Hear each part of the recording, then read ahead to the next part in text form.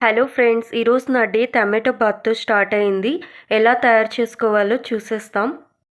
First of all stove on చేసి cooker పెట్టి అందులో 2 టేబుల్ స్పూన్ ఆయిల్ వేసుకోవాలి.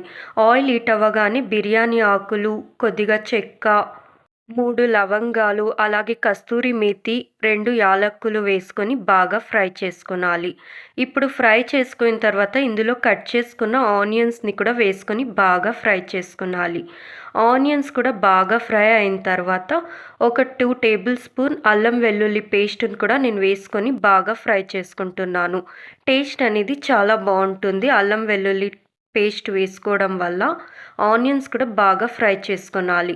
ఇప్పుడు ఇందులోని కట్ చేసుకున్న టమాటోస్‌ని కూడాను ఒక కప్పు వేసుకుంటున్నాను నేను. నేనైతే ఇక్కడ 4 టమాటోస్ కట్ చేసుకున్నాను. ఇలా కట్ చేసుకొని వేసుకొని బాగా ఫ్రై చేసుకుంటున్నాను. టమాటో బాగా మగ్గేంత వరకు బాగా ఫ్రై చేసుకోవాలి. ఇప్పుడు ఇందులోనే నేను పుదీనా ఒక కప్పు వేసుకుంటున్నాను. పుదీనా వేసుకోవడం వల్ల టేస్ట్ అనేది చాలా బావుంటుంది. పుదీనా ఫ్లేవర్ అనేది బావుంటుంది. ఇలా వేసుకొని బాగా ఫ్రై చేసుకోవాలి.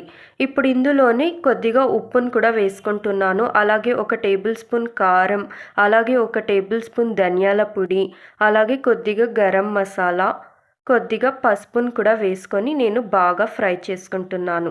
టమాటోస్ అనేది బాగా మగ్గేంత వరకు బాగా ఫ్రై చేసుకోవాలి. అప్పుడే టేస్ట్ అనేది చాలా బావుంటుంది. ఇప్పుడు నేనైతే ఒక గ్లాస్ బియ్యం తీసుకున్నాను కాబట్టి నేను 2 గ్లాసుల వాటర్‌ని కూడా యాడ్ చేసుకుంటున్నాను. ఆల్రెడీ ఒక గ్లాస్ బియ్యాన్ని తీసుకొని బాగా వాష్ చేసుకొని పక్కన పెట్టుకున్నాను.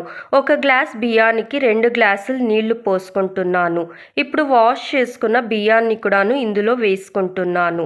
వేసుకొని ఇందులోనే కట్ చేసుకున్న వంకాయల్ని కూడా వేసుకుంటున్నాను. అలాగే కొద్దిగా పుదీనాను కూడా వేసుకుంటున్నాను.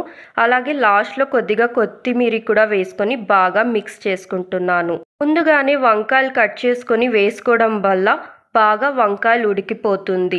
టేస్ట్ అనేది బాగుండదు. అందుకే లాస్ట్‌లో వేసుకోవడం వల్ల వంకాయలు అనేది టేస్ట్ కూడా బావుంటుంది. నోటికి కూడా దొరుకుతుంది టమాటో బాత్ తింటున్నప్పుడు. ఇప్పుడు బాగా మిక్స్ చేసుకున్న తర్వాత కుక్కర్ లిడ్ క్లోజ్ చేసుకుంటున్నాను. ఒక 2 విజిల్స్ వచ్చేంత వరకు బాగా కుక్ చేసుకోవాలి. ఇప్పుడు 2 విజిల్స్ వచ్చింది. ఓపెన్ చేశాను. చూడండి ప్రిపేర్ అయిపోయింది టమాటో బాత్. ఇలా బాగా మిక్స్ చేసుకోవాలి. ఈజీ రెసిపీ అండి. ఒకసారి మీరు కూడాను ఈ వేలో ట్రై చేయండి. తప్పకుండా నచ్చుతుంది. ఓన్లీ 20 మినిట్స్‌లో ప్రిపేర్ అయిపోతుంది.